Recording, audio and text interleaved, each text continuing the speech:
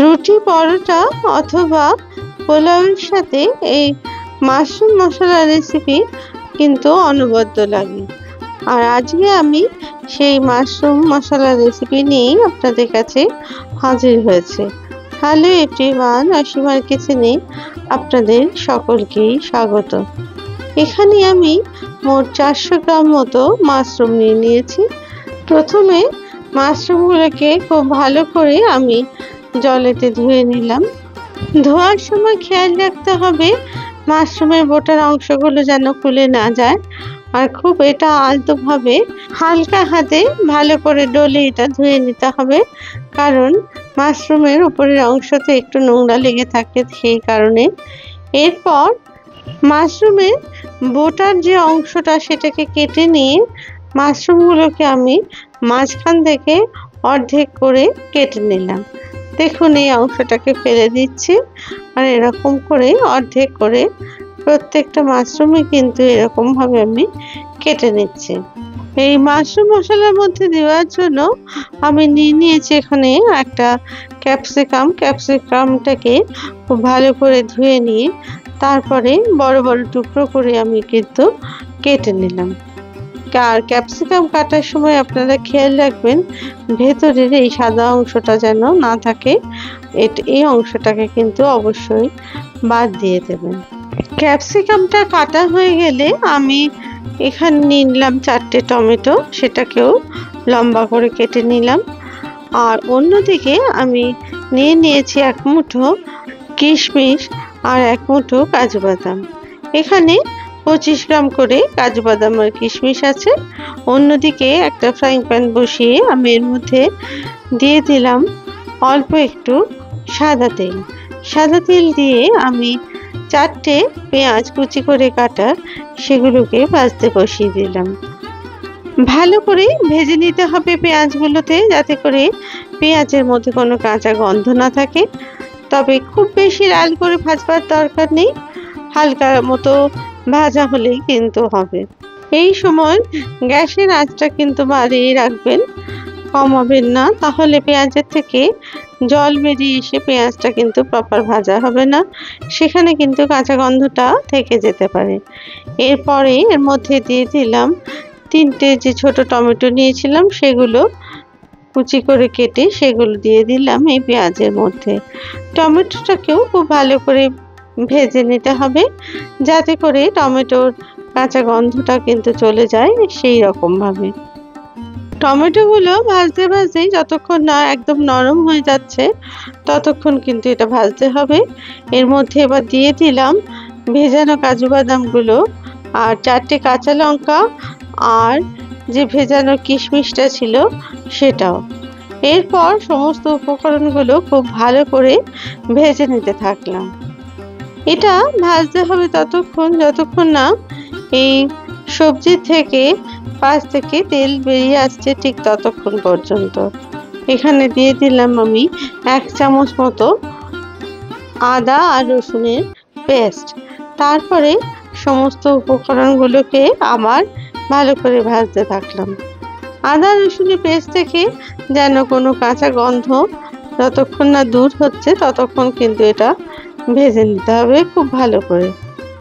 আস্তে আস্তে দেখুন ভাজতে ভাজতে পাশ থেকে তেল ছাড়তে শুরু করেছে। ঠিক সেই সময় আমি এবার গ্যাসটাকে কিন্তু অফ করে দিলাম। একটু ঠান্ডা হলে আমি এটাকে নিয়ে নিলাম একটা মিক্সার জারে দিয়ে এটাকে একটু মিহি পেস্ট তৈরি করে নিতে হবে।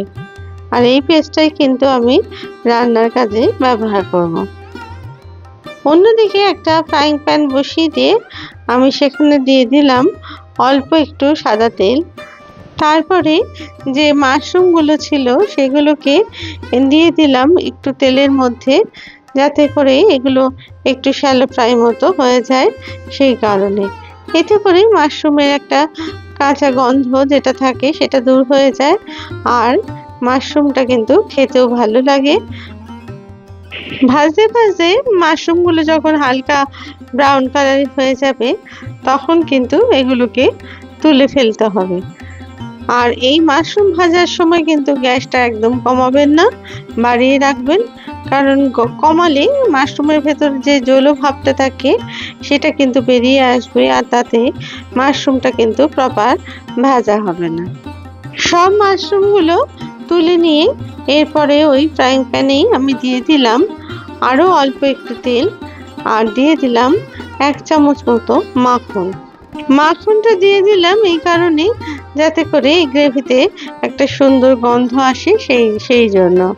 এরপরেই অল্প একটু গরম মশলা আর 1 চামচ মতো জিরে দিয়ে, আর তার মধ্যে দিয়ে দিলাম আরও 2টো শুকনো লঙ্কা। ফোড়নের অংশটা খুব ভালো করে ভেজে নিয়ে তারপরে এর মধ্যে ঢেলে দিলাম পেস্টের অংশটাকে, যেটা আমি আগে ভেজে তৈরি করে রেখেছিলাম। এরপরে পেস্টটাকে খুব ভালো করে তেলের মধ্যে ভেজে নিতে হবে। এবার এর মধ্যে দিয়ে দিলাম 1/2 চামচ মতো লঙ্কার গুঁড়ো, 1.5 চামচ মতো ধনের গুঁড়ো, 1/2 চামচ মতো হলুদের গুঁড়ো, আর 1 চামচ মতো কাশ্মীরি লাল লঙ্কার গুঁড়ো। এরপর দিয়ে দিলাম আমি 1.5 চামচ মতো নুন। নুনটা কিন্তু আমি আগে দিইনি মশলার মধ্যেও আর মাশরুমের মধ্যেও, তাই নুনটা আমি কিন্তু পরেই ব্যবহার করলাম। এরপর সমস্ত উপকরণগুলো ভালো করে তেলের মধ্যে ভাজতে থাকলাম। এবার এর মধ্যে আমি দিয়ে দিলাম মিক্সারের মধ্যে যেটুকু মশলা ছিল সেটুকু জল দিয়ে ঘুরিয়ে নিয়ে তারপরে সেটা ঢেলে দিলাম এই মশলার মধ্যে। তারপরে খুব ভালো করে নেড়ে ছেড়ে মশলাটাকে আবার ভাজতে থাকলাম। এরপর আমি দিয়ে দিলাম ক্যাপসিকামের যে কুচিগুলো ছিল সেগুলোকে। তারপরে মশলার সাথে খুব ভালো করে ক্যাপসিকামের কুচিগুলো ভাজতে থাকলাম। আর এবার দিয়ে দিলাম আগে থেকে ভেজে রাখা মাশরুমের টুকরোগুলো।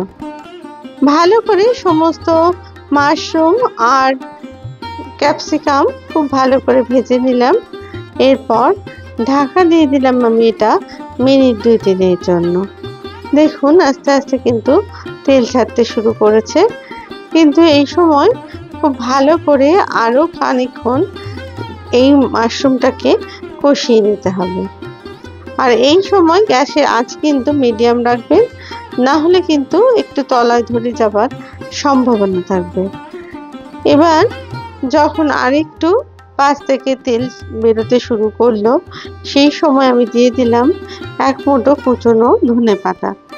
এই ধনেপাতাটা সম্পূর্ণ অপশনাল, আপনারা চাইলে দিতেও পারেন আবার নাও দিতে পারেন, কিন্তু ধনেপাতার গন্ধ আসলে এই কারির মধ্যে খেতে কিন্তু খুবই সুস্বাদু লাগে। এরপর দিয়ে দিলাম আমি এর মধ্যে 100 মিলিলিটার মতো গরম জল। গরম জলটা দিলাম শুধুমাত্র গ্রেভিটা তৈরি করার জন্য। তারপরে ঝোলটা যখন ভালোভাবে ফুটে উঠলো সেই সময় গ্যাসের আঁচটা একটু লো করে আমি একটা ঢাকনা দিয়ে দিলাম মিনিট 5-এর জন্য। মিনিট 5 পরে আমি আবার ফিরে এলাম, ঢাকনা খুলে দিলাম। দেখুন কত সুন্দর এই মাশরুম মশলা তৈরি হয়ে গেল। এরপর গ্যাসটাকে আমি অফ করে দিলাম, আর এর মধ্যে দিয়ে দিলাম সবশেষে 1/2 চামচ মতো গরম মশলা আর 1 চামচ মতো মাখন দিয়ে সমস্ত উপকরণগুলো খুব ভালো করে মিশিয়ে নিলাম। আমার এই মাশরুম মশলা কিন্তু একদমই তৈরি, আর দেখতেও যতখানি সুন্দর হয়েছে এটা, আর খেতেও কিন্তু ততখানি সুন্দর হয়েছে। আমি এবার এটা একটা প্লেটে সার্ভ করলাম। যদি আপনাদের এই রেসিপি ভালো লেগে থাকে তাহলে প্লিজ লাইক, শেয়ার আর কমেন্টস করতে ভুলবেন না। আর আপনারা যদি আমার চ্যানেলের নতুন বন্ধু হন তাহলে প্লিজ চ্যানেলটিকে সাবস্ক্রাইব করে দেবার অনুরোধ রইল, আর পাশে থাকা বেল আইকনটিকে প্লিজ প্রেস করে দেবেন, যাতে করে নতুন রেসিপি দিলে খুব সহজেই তা আপনাদের কাছে পৌঁছে যায়। এই মাশরুম মশলা আপনারা ভাত অথবা রুটি অথবা পরোটা সবের সাথেই কিন্তু অনায়াসে পরিবেশন করতে পারেন। আবার নতুন রেসিপি নিয়ে আপনাদের কাছে হাজির হব। আপনারা সবাই খুব ভালো থাকবেন। ধন্যবাদ।